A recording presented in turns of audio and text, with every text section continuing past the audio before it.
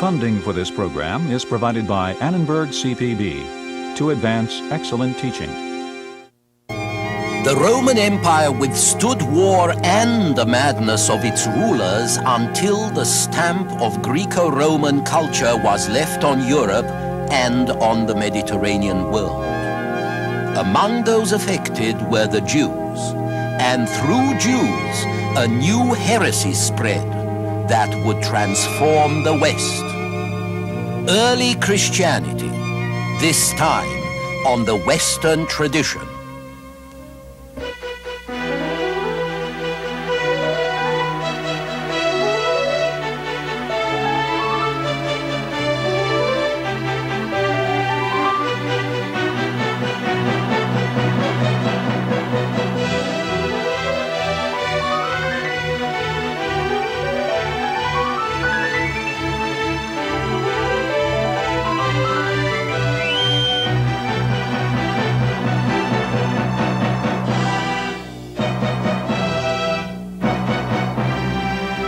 And now UCLA professor Eugen Weber's continuing journey through the history of Western civilization. The story of the Roman Empire can be simply told. The 2 centuries that opened with the Emperor Augustus were a time of peace and prosperity. There were crazy emperors and murderous emperors and murdered emperors, but the empire marched on. The Mediterranean was full of ships, the roads were safe, the borders were well guarded. Greco-Roman civilization seemed so stable, in fact, that it was taken as the ultimate structure of the world. History was no longer a process, but the record of how civilization got to be so stable and perfect. And politics were not about how things should go, but how things should be kept the way they were.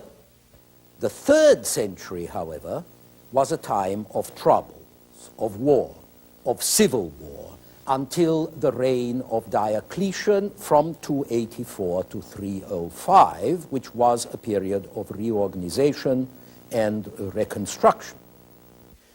For nearly another century, there was relative peace, but after that, everything went to pieces. The economy cracked, the provinces were invaded by barbarian, Rome itself was sacked, and in 476, Romulus Augustulus retired to the country, the last emperor to rule from Rome over the western part of the empire.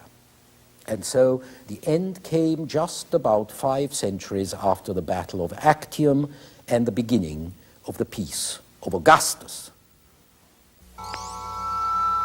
It was a remarkable run. As Edward Gibbon, the 18th century historian, wrote, instead of inquiring why the Roman Empire was destroyed, we should rather be surprised that it subsisted so long. The real turning point came not in the 5th century, but way back in the 2nd and 3rd centuries, when Rome realized that she was mortal, and when the calm confidence of an earlier age lapsed into something more anxious, more uneasy, increasingly decadent.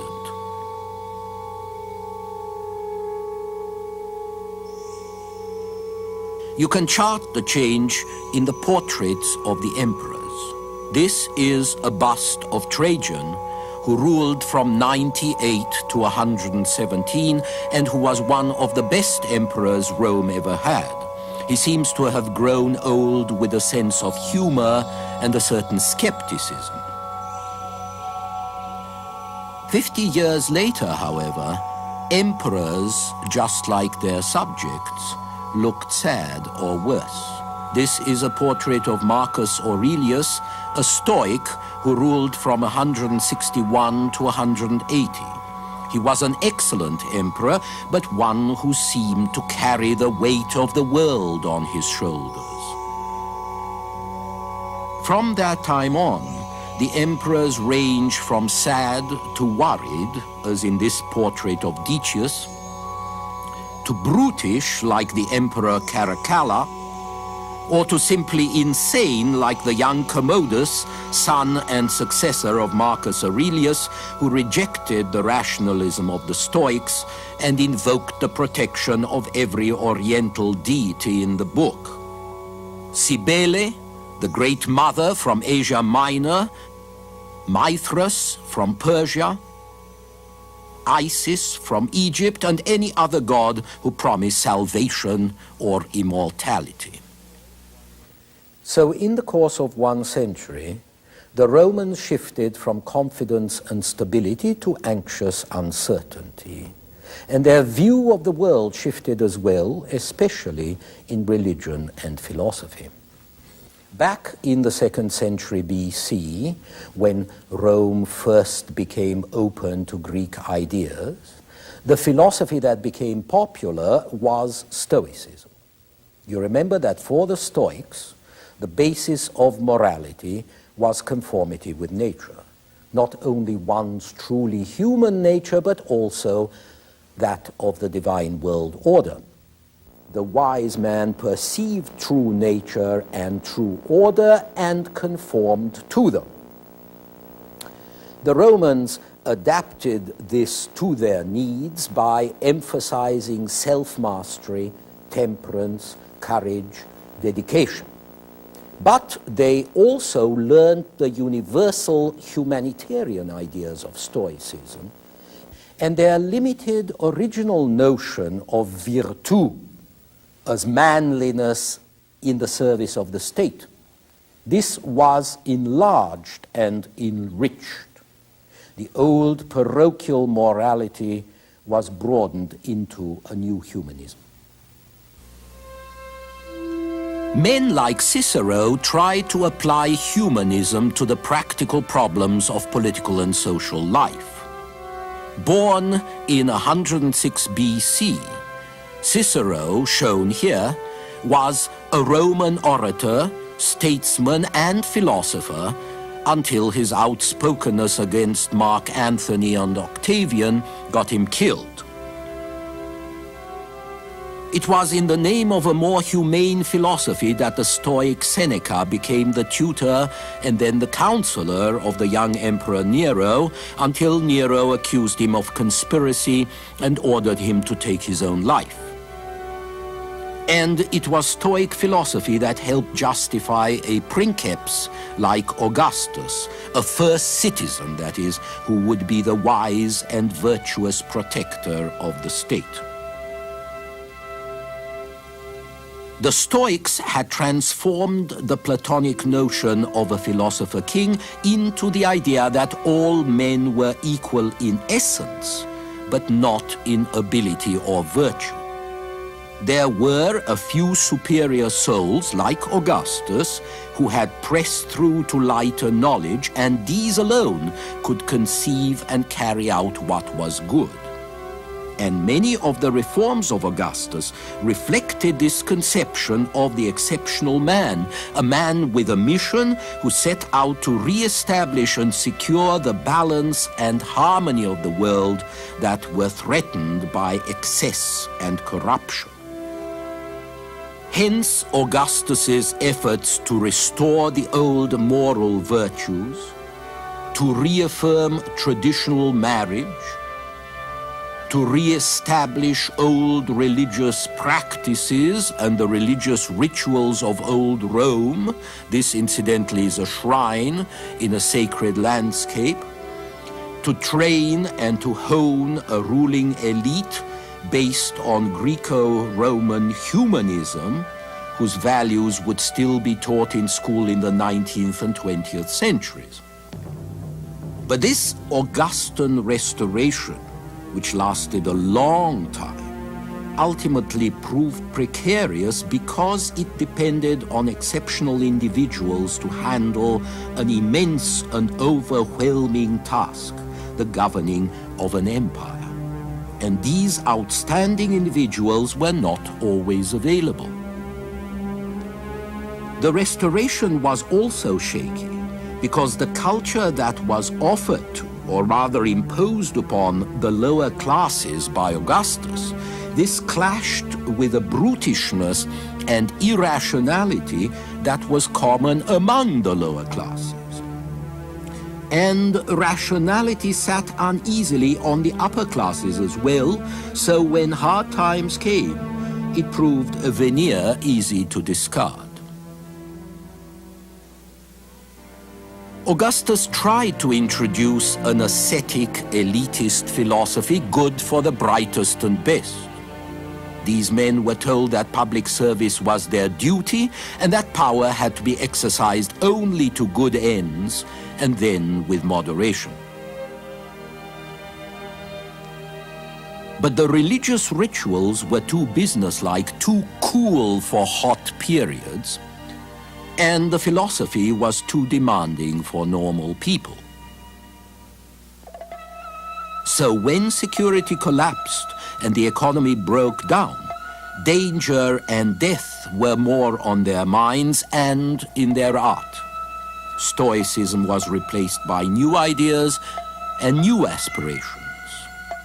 What most people wanted as times grew hard was something more personal, more accessible, and they expressed this by saying that they wanted salus, a word which originally meant simply physical health, but which came to mean the health of the soul, that is, salvation. Stoic humanism might be good for a philosopher like Seneca, but the psychotic Emperor Nero did not want to be told what to do, and Seneca's stoicism came in handy when Nero asked him to commit suicide. A century later, Stoicism led Marcus Aurelius to write his Meditations, but his son and successor Commodus was a crazy lout, less interested in inner fortitude than in magic salvation. By that time, Roman culture was running hard just to stand still. Respectable citizens were trying to plumb the great unknown by way of seances like this one. Emperors prayed for miracles to get them out of tight spots. And ordinary people relied on religious charms, astrologers and soothsayers, and lots of amulets.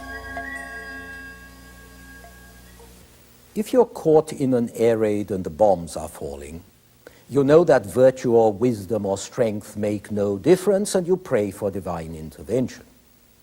That's what happened as the 2nd century slipped into the 3rd and the 4th. In politics, in thought, in the arts, the realism and naturalism and the sense of perspective that were part of a rational attitude to nature and the world, these gave way. The more disorder grew, the less relevant rationality seemed. The more the empire cracked, the less self-discipline and self-reliance seemed to work, the more doctrines of salvation offered a promise of escape, which brings me to Christianity.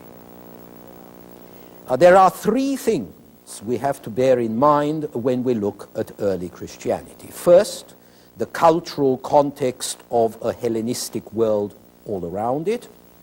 Second, the Jewish sources of the new creed and the Jewish influences on it.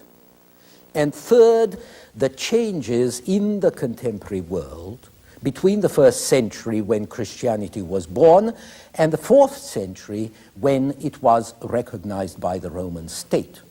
In other words, the ways in which the world affected Christianity and the ways in which Christianity affected the world. If we begin by looking at the dominant Hellenistic culture of the ancient world, we find that it had been deeply infiltrated by Orientalism, especially as regards religion. This, for example, is a Roman figure clad in Egyptian clothes. And this is a scene from one of the mystery religions, or from a Gnostic cult, claiming to offer access to gnosis, or knowledge of spiritual mysteries. These cults were most popular among women and among the lower classes, for whom they had been greatly simplified and vulgarized. They were not new, but their importance in the Hellenistic Greco-Roman world was new. Speaking in general terms, we might describe that world as skeptical, tolerant, and materialistic. This, for example, is a pillow merchant doing business in the marketplace. But it was, above all, perhaps, a cosmopolitan world in which, under Roman rule, tribes and races intermingled within the same empire. In the midst of this, only the Jews really kept their identity and their uncompromising Semitic outlook. The word Semitic, remember, refers back to the Semites, a people who moved from the Arabian desert into Mesopotamia more than 2,000 years before Christ. The Hebrews were Semites, and so were the people we now call Arabs. The Jews especially were children of an idea, the idea of Jehovah, a God of supreme universal significance and power, but with whom they had a particular, unique and exclusive relationship. It was this idea that kept them alive as a people through years of trial and tribulations, alive and also jealously aloof from other religious influences in the world around them. Although Hellenistic influences affected the Jews as they affected everybody else, they affected them first in a contrary fashion, by making them resist assimilation, by stirring their nationalism, and by forcing them to reconsider and reform their religious attitudes and their ethics. In the year 175 before Christ, Antiochus IV, who ruled Syria and Palestine, started a campaign designed to unify his realm by wiping out competing religions and traditions. And so he prohibited circumcision and dietary laws, which were central to Judaism. The Jews, of course, refused to give up their traditions. They refused to worship Antiochus IV as a god, to subordinate their religion to the state. The friction got worse until it finally erupted in the bloody Maccabean revolt of 164 BC. That was so bloody and murderous that even today the French slang for corpse is Maccabée. These are coins struck by the new Maccabean rulers. As often happens, the results of the revolt went well beyond the practical issues that set it off. And in this case, the chief result was mainly that in resistance, the Jewish religion survived as a distinct and very self-conscious belief. If Antiochus had succeeded, if Judaism as such had died out, neither Christianity nor Mohammedanism in the form they actually took would have existed. But as it happened, the persecutions and the fighting produced a sort of revival of Judaism, partly as a nationalistic manifestation, partly as a search for consolation. War was hell, life was hell, and so, just to make up for it, the Jews started to think of heaven. They took over ideas of immortality from the Gnostics, and they did this partly to encourage themselves and their friends not to bow to Antiochus and to the Syrian gods. Look at it this way. If you had to choose between sticking to Jehovah and being burnt, or worshipping a barbarian god like Baal and staying alive, you could take comfort and fortitude from the fact that if you were burnt, you would be rewarded afterwards in eternity, which is a long time. On the other hand, if you broke your compact with Jehovah, life was short and you would be very sorry afterwards. The Hellenistic influence, which was rejected by the Jews when he tried a frontal attack, was, however, going to affect Jewish thought in more subtle ways through the ethical developments of Pharisaic philosophy. The Pharisees were a religious sect given to piety, earnest prayer, strict observance of Jewish law, but also to interpreting the law of Moses in the context of changing situations. Jewish observance in general centered increasingly on reading the law and the scriptures in the synagogue, discussing them, interpreting them. This was a habit which led people to think for themselves and to listen to others around them who were developing notions to be found less in the scriptures than in current thought. Belief in an immortal soul, in angelic spirits, in personal resurrection, in free will reconciled with predestination. So with one ear to Hellenistic culture and another to their inner voice, the Pharisees were going to evolve most of the socially significant ideas which have since come down to us in the New Testament. The Sermon on the Mount is a perfect reflection of early Pharisaic doctrine. For those of you who know it, here is a passage that may sound familiar. Love ye one another from the heart, and if a man sin against thee, speak peaceably to him, and in thy soul hold no guile. And if he repent and confess, forgive him. But if he deny it, do not get into a passion with him, lest catching the poison with thee, he take to swearing, and so sin doubly. And if he be shameless and persist in wrongdoing, even so forgive him from the heart, and leave to God the avenging. This passage was written by Jews over a century before the birth of Christ. It comes from the Testament of the 12 Patriarchs, which was written between 109 and 107 BC, and which later proved extremely popular with St. Paul, and was probably known to Christ as well. Now, obviously, we cannot understand Christianity unless we realize that it was the product of this long development and interaction of thought and religion within and upon the Jewish people. Jesus, after all, was a Jew and probably a rabbi who followed Jewish law. And Christianity was first preached by Jews to Jews as a sort of reformed Judaism. Jesus won a considerable following among Jews, especially among the poor, until his success provoked the hostility of the Jewish establishment, which did not find it difficult to convince the Roman governor that Jesus was a dangerous radical.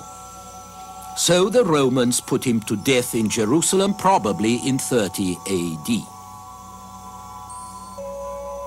But it's important to realize that from the first, Christianity claimed to be not a break from, but the continuation and the fulfillment of the great history of the Old Testament, which promised a Messiah, a Redeemer, who would make Israel and the Jewish people triumph over their enemies.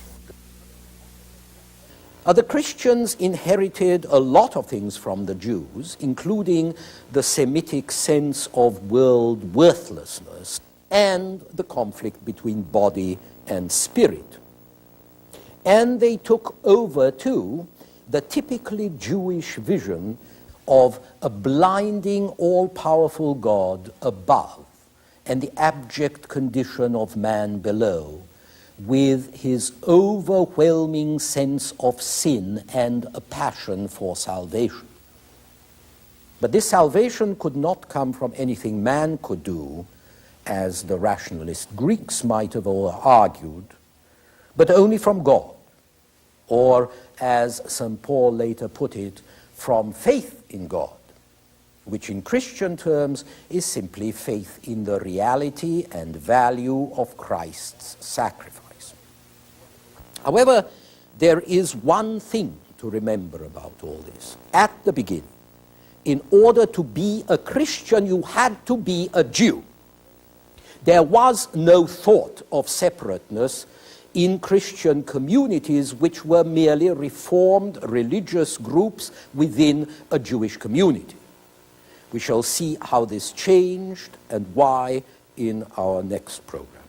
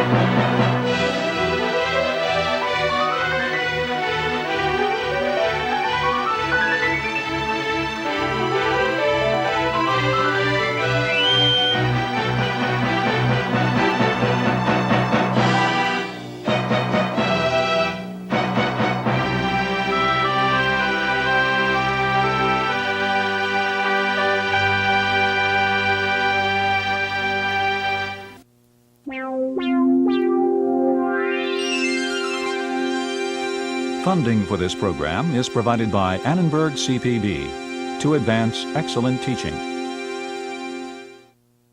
For information about this and other Annenberg CPB programs, call 1-800-LEARNER and visit us at www.learner.org.